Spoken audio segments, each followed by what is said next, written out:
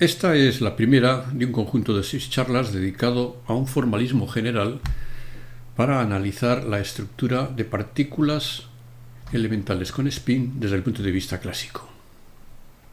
En esta primera charla vamos a plantear los principios fundamentales con los que se construye el formalismo. Uno de los principios fundamentales con los que se construye es el principio variacional, es decir, que vamos a hacer lo que llamamos una descripción lagrangiana de las partículas elementales. Uno de los temas asociados con las lagrangianas y que no está suficientemente divulgado en los libros de mecánica es que la función lagrangiana de cualquier sistema mecánico es siempre una función homogénea, no de los grados de libertad, sino de las derivadas de las variables cinemáticas, como explicaremos a lo largo del curso. Además, estas variables cinemáticas, que son las que definen los estados inicial y final del formalismo variacional, generan un espacio, el que llamaremos el espacio cinemático del sistema. Pues bien, para cualquier sistema mecánico el espacio cinemático es siempre un espacio métrico. En la tercera charla analizaremos la estructura métrica de este espacio que hará que nuestro formalismo variacional sea equivalente a un formalismo geodésico sobre este espacio métrico. Y claro, como lo que tenemos son sistemas lagrangianos, un teorema importante de los sistemas lagrangianos es el teorema de Noether. El teorema de Noether implica que al asociar simetrías de las ecuaciones fundamentales del sistema, nos va a definir ciertos observables fundamentales: energía, momento lineal, momento angular, el spin, etc.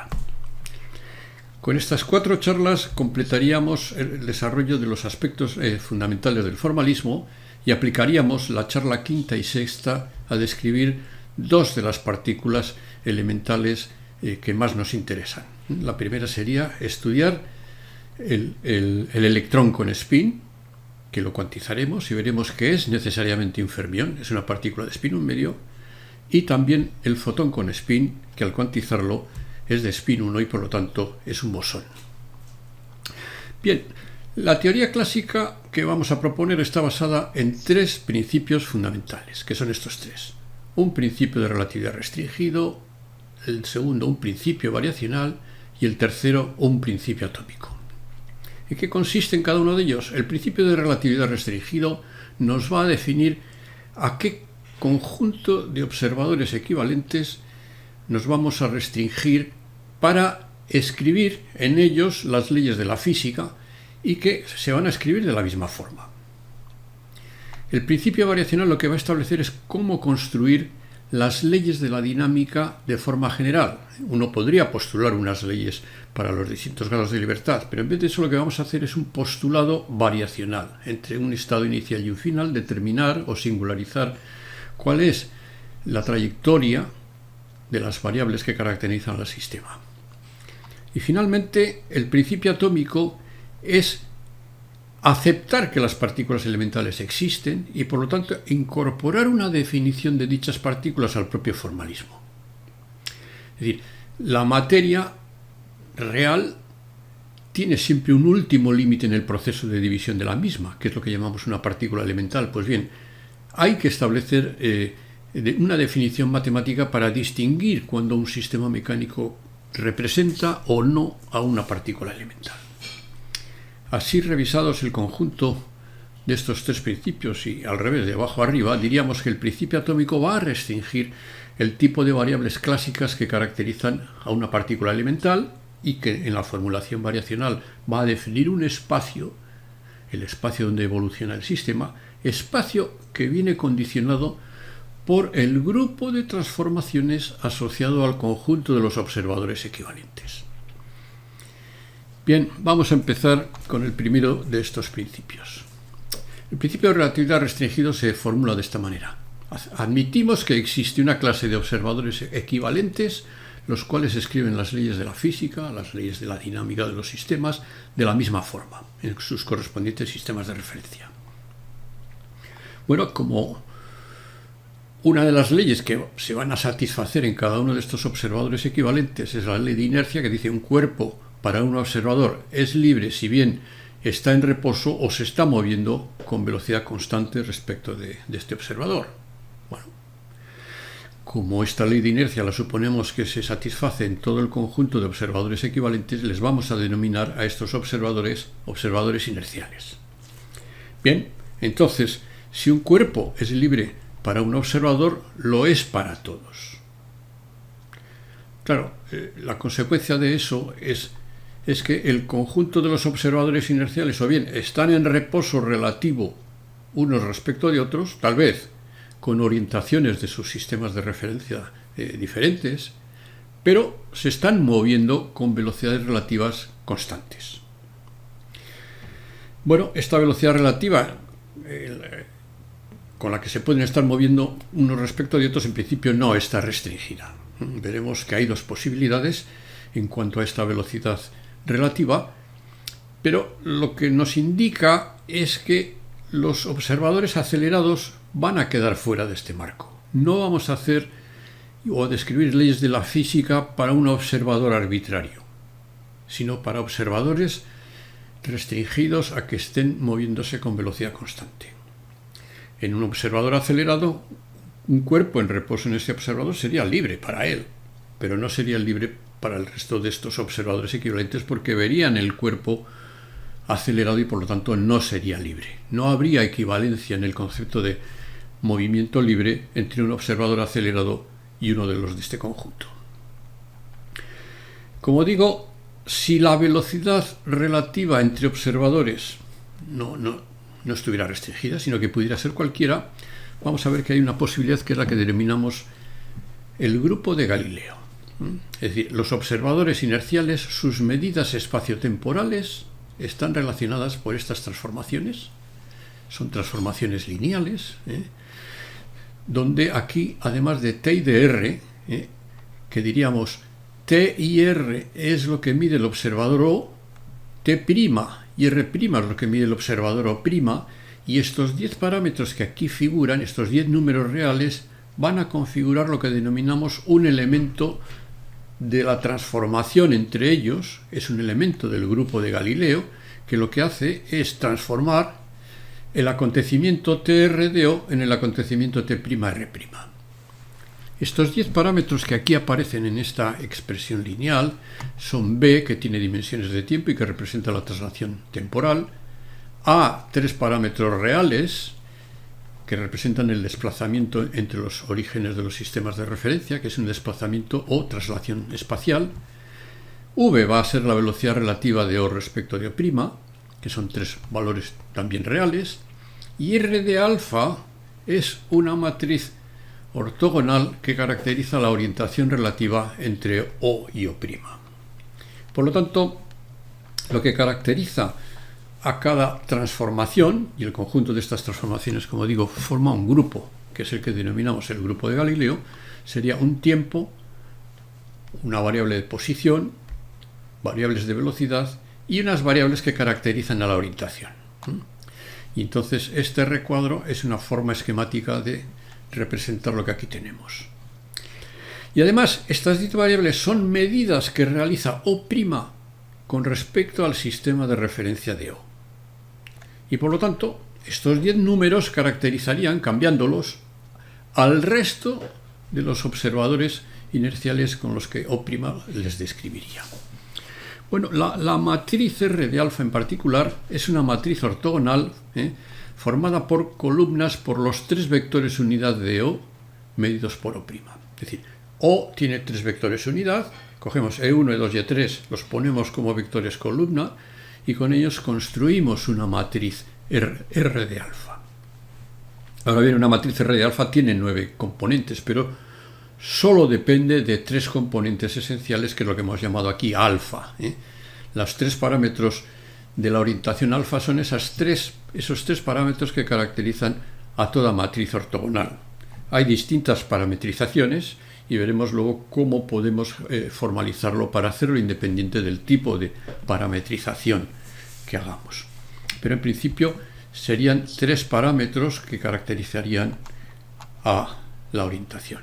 A ver, si O se está alejando de O', entonces alfa representa esa orientación, V va a representar la velocidad del origen de O medida por O', y B ya un instante y la posición del origen de O, curiosamente, cuando el reloj de O marca 0. Imaginaros que O manda un mensaje a O' y le dice: tengo una lámpara en mi origen. Cuando mi reloj marque 0, voy a encender la lámpara. Ese acontecimiento, que para O tiene lugar en el instante t igual a 0 y en la posición r igual a 0 de su origen, pues esto es 0, esto es 0, esto es 0, t' es b y r' es a.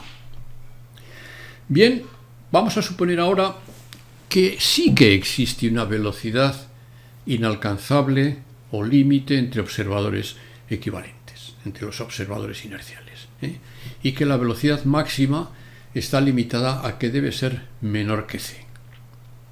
Entonces, en vez de la anterior representación, lo que tenemos es lo que llamamos la transformación del grupo de Poincaré de los acontecimientos TR que mide O, expresados T' y R' en términos de ellos, mediante esta transformación, que es también, como en el caso anterior, una transformación lineal. Aquí tenemos TR, T, R está por aquí, y también depende de exactamente los mismos 10 parámetros que en el caso anterior, y además con la misma interpretación física. Es decir, que estos 10 números, esta sería un elemento del grupo de Poincaré, que actuando sobre el acontecimiento TR nos produce T' y R', y estos 10 números tienen exactamente la misma interpretación que en el caso anterior. Son medidas que realiza O' del sistema de referencia de O. Si en principio O y O' están en reposo, pues la matriz R de alfa va a significar lo mismo, es decir, el construir esa matriz de rotación entre O y O', V va a ser la velocidad del origen de O medido por O', y B y A son finalmente el instante y la posición del origen de O medidos por O' cuando el reloj de O marca 0. Bueno, ¿con cuál de los dos nos quedamos? Es curioso que en el límite de baja velocidad, si la velocidad relativa entre observadores fuera pequeña comparada con la velocidad de la luz, este grupo de Poincaré se transforma en el grupo de Galileo. Quiere decir que el grupo de Poincaré, como límite de baja velocidad, nos conduce al grupo de Galileo. Sin embargo, lo que vamos a describir son partículas elementales, son objetos muy pequeños, sus velocidades son muy altas. Por lo tanto, el grupo bueno es este. Si vamos a hacer física de partículas elementales, necesariamente tenemos que jugar con el grupo de Poincaré. Entonces, para la descripción de las partículas elementales, necesariamente este es el grupo que recibe el nombre de grupo cinemático del formalismo. Bueno, segundo principio, un principio variacional. El principio variacional se formula de esta manera.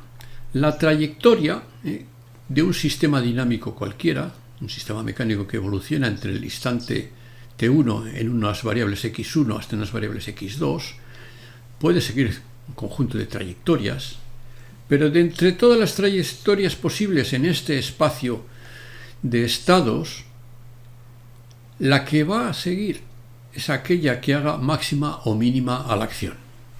Bueno, ¿qué es la acción? La acción la vamos a definir un poco más adelante. Significa que para cualquier sistema mecánico nosotros tenemos un establecimiento de una caracterización de lo que llamaríamos su estado inicial y su estado final, y por lo tanto un espacio X, que es el espacio en el que vamos a representar su evolución dinámica.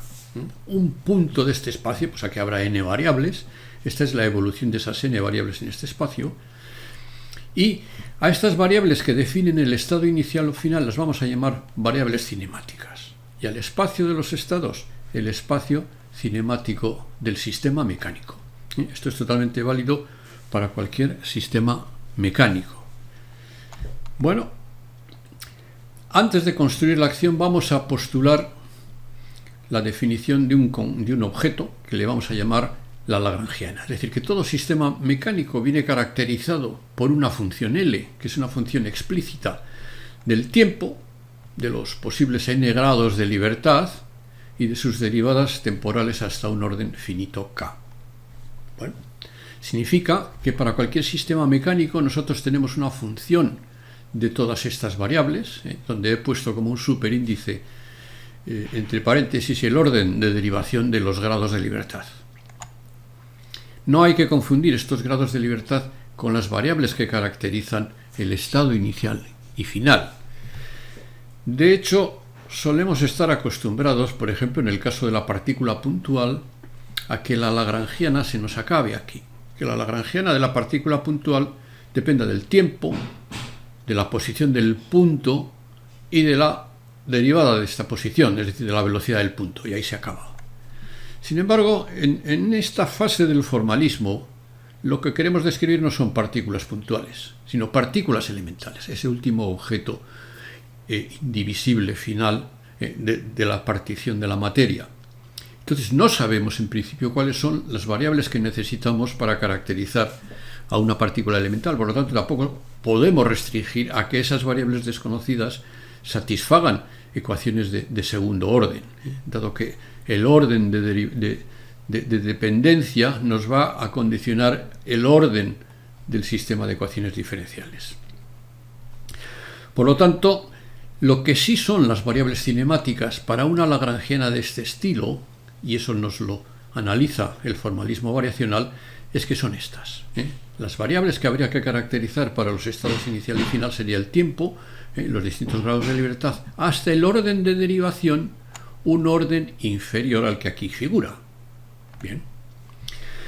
Resulta que en mecánica también podemos intentar hacer un formalismo canónico, y para hacer un formalismo canónico necesitamos caracterizar cuáles son las coordenadas generalizadas. Bueno, pues las coordenadas generalizadas son todas estas variables cinemáticas, excluido el tiempo. Entonces, asociadas a estas coordenadas generalizadas, tendremos lo que llamaremos los momentos canónicos conjugados. Bueno, recíprocamente, si yo conociera cuáles son las variables que definen el estado inicial y final, entonces yo sabría que la lagrangiana es una función de todas esas variables y de su siguiente orden de derivación temporal. Por ejemplo, lo que he mencionado de la partícula puntual, su estado inicial y final, viene dado por el conocimiento de un tiempo y una posición, el tiempo y la posición de un punto. Bueno, pues la posible lagrangiana que describa a una partícula puntual, L, será una función del tiempo de la posición y de su siguiente orden de derivación temporal, es decir, será un sistema de 3 grados de libertad, de 4 variables cinemáticas, el espacio cinemático sería el espacio-tiempo, y la lagrangiana dependería hasta la velocidad del punto. Bueno, ahora sí, si conocemos de un sistema mecánico cómo es su lagrangiana, entonces la función acción del sistema entre los estados inicial y final es la integral, pero a lo largo de un cierto camino que una esos dos puntos extremos. Introducimos este camino dentro de esta lagrangiana y hacemos la integral en el tiempo, entre el instante inicial y final, y por lo tanto esto es lo que denominamos un funcional. Para cada posible camino que yo aquí introduzca me va a dar un número. Ese número decimos que es la acción del sistema entre el estado inicial y final para ese camino particular. Bueno, pero lo que a nosotros nos interesa es definir una ley dinámica. ¿Cuál es el camino real que sigue el sistema?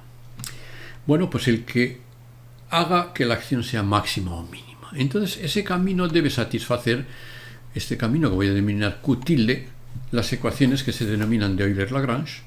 Entonces, al depender de la lagrangiana hasta derivadas de orden K, esto es un sistema de ecuaciones diferenciales ordinarias de n grados de libertad, pero de orden 2K, para los diferentes grados de libertad. Bueno, las condiciones de contorno que impondríamos.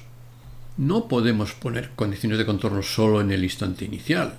Hemos hecho el postulado variacional como una evolución entre dos estados límite. Por lo tanto, a la solución que tengamos que buscar de este sistema de ecuaciones diferenciales hay que decirle que pasa por x1 y llega a x2. Bueno, A este conjunto de ecuaciones dinámicas es obvio que una de las restricciones es el propio principio de relatividad restringido, es decir, que la expresión matemática de estas ecuaciones diferenciales se escriba de la misma forma en todos los sistemas de referencia inerciales. Por lo tanto, esto va a imponer restricciones a cómo transformar la lagrangiana. En particular, nuestras partículas elementales y con el grupo cinemático, el grupo de Poincaré, la lagrangiana va a ser una función invariante y eso ya es suficiente para garantizarnos que las ecuaciones de la dinámica se van a escribir de la misma forma. Bueno, hemos mencionado que las coordenadas generalizadas son estas y entonces cada una de ellas tiene asociado un momento canónico conjugado que en la formulación variacional, en la formulación general, es este. Es decir, tiene este tipo de estructura donde P sub I y S es el momento canónico conjugado de la coordenada Q sub I S menos 1. Es decir, que hay hasta n por k momentos canónicos conjugados, lo mismo que hay n por k coordenadas generalizadas. Bien, una vez calculado el camino Q tilde de t, si lo introducimos directamente en la lagrangiana y hacemos el cálculo de la acción para ese camino, al valor que resulta le vamos a denominar función acción. Evidentemente con x1 y x2 fijos eso es un número, pero con x1 y x2 arbitrarios, que pudieran ser cualesquier par puntos de nuestro espacio cinemático, esta función acción resulta ser una función continua y derivable de todas estas variables cinemáticas. Fijaros que la solución particular contiene ya información de x1 y x2. Por lo tanto, al integrar esto, nos dará información de x1 y x2 y tal vez de aquellos parámetros intrínsecos como masas, cargas, espines, que configuren la estructura de esta lagrangiana. Pero como función de los puntos extremos, es una función continua y derivable que además satisface esta condición, es decir, que la acción de cualquier sistema mecánico entre un punto y sí mismo no hay acción, es cero. Bueno, recíprocamente, si de cualquier sistema mecánico conociéramos cómo es esta función acción, se puede reconstruir cómo es la lagrangiana mediante este proceso de límite. ¿Sí?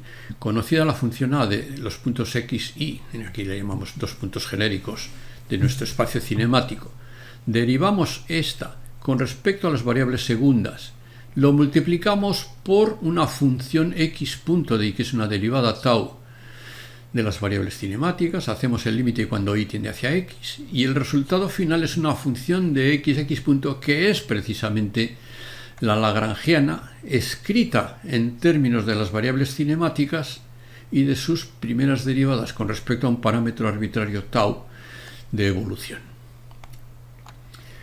De alguna forma, la función acción caracteriza de forma global a la dinámica, porque mediante este proceso de límite nos construye la lagrangiana y mediante las ecuaciones de Euler-Lagrange construimos las ecuaciones de la dinámica.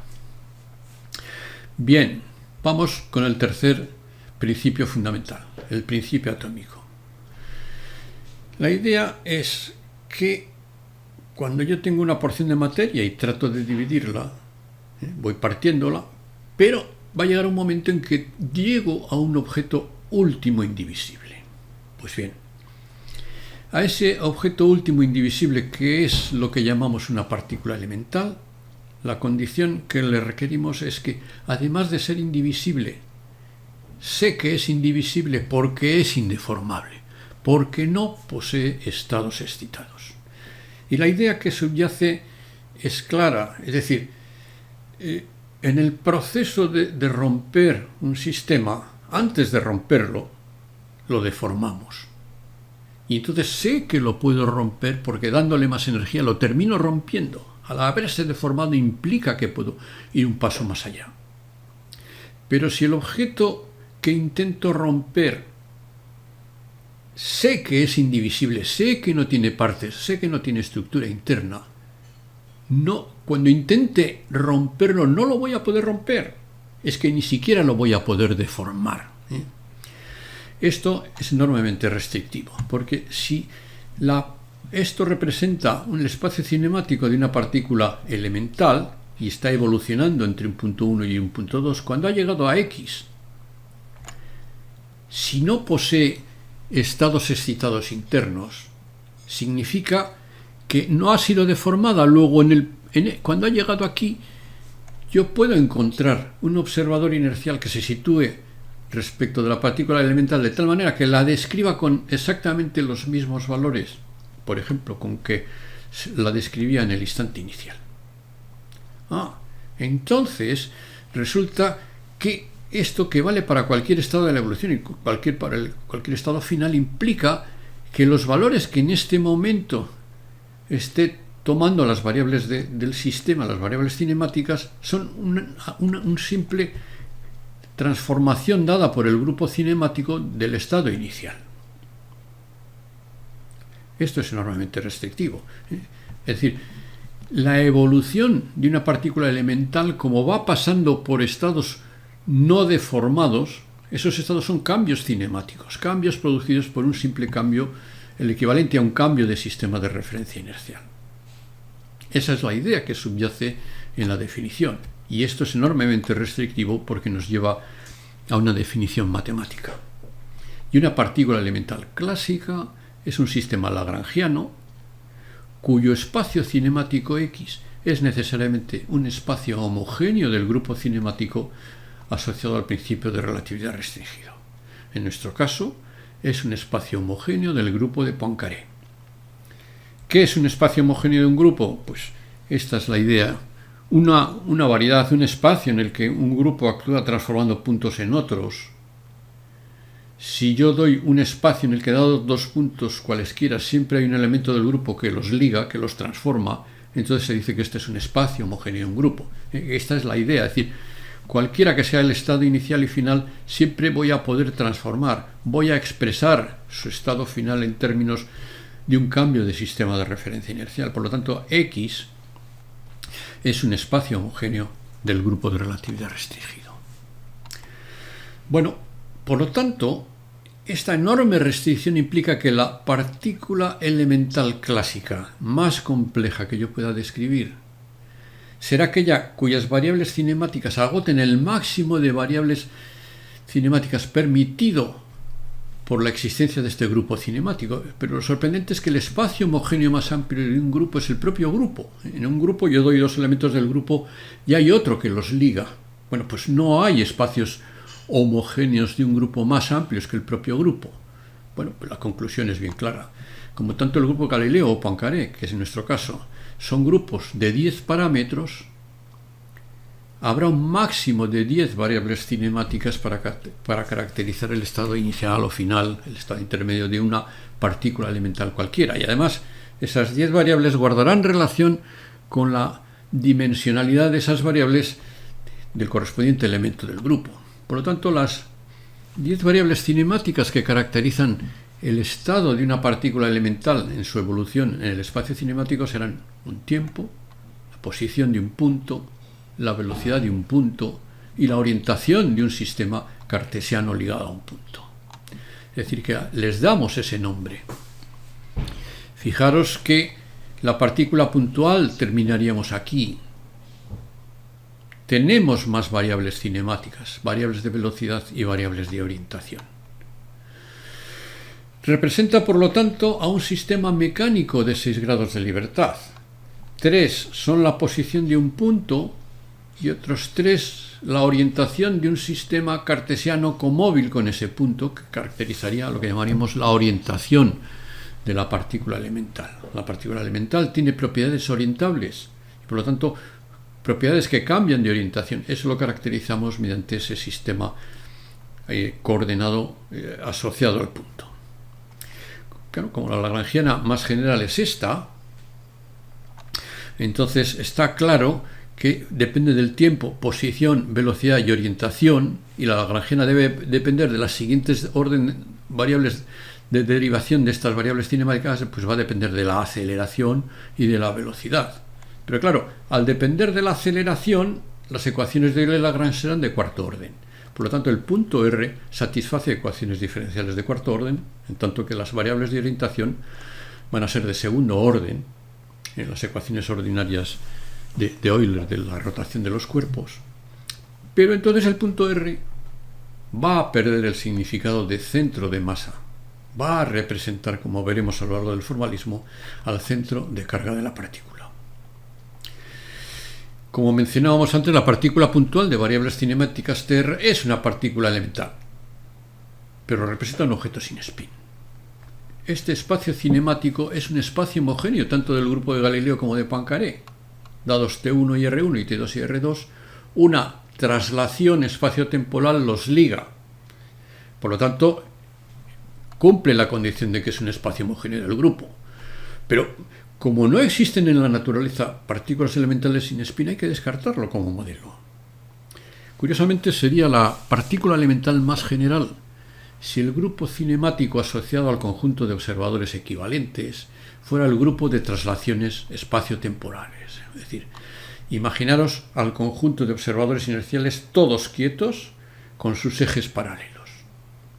El grupo que describe ese conjunto de observadores equivalentes es el conjunto de traslaciones espacio-temporales. La partícula elemental más general que describen estos observadores es la partícula puntual. Al admitir la isotropía del espacio y que los observadores puedan escoger orientaciones distintas a sus ejes, eso nos añade la posibilidad de introducir tres nuevas más variables cinemáticas, variables de orientación. Y al admitir la ley de inercia entre observadores inerciales, nos añade tres nuevas variables más de velocidad. Por lo tanto, la isotropía del espacio y la ley de inercia nos suministran esas 6 nuevas variables cinemáticas para caracterizar a la partícula elemental más general, cuyo grupo cinemático es el grupo de Poincaré. Este principio, como tal principio, fue publicado en este artículo, y el formalismo general lo podéis encontrar en esta monografía, o os podéis descargar estas notas que son alguna actualización de algún tema del libro, de un curso que he impartido en la Universidad del País Vasco, o os podéis poner en contacto conmigo. Y ya en la próxima charla vamos a hablar que la lagrangiana escrita en términos de las variables cinemáticas y sus derivadas va a ser una función homogénea de grado 1 de estas últimas. Gracias por vuestra atención.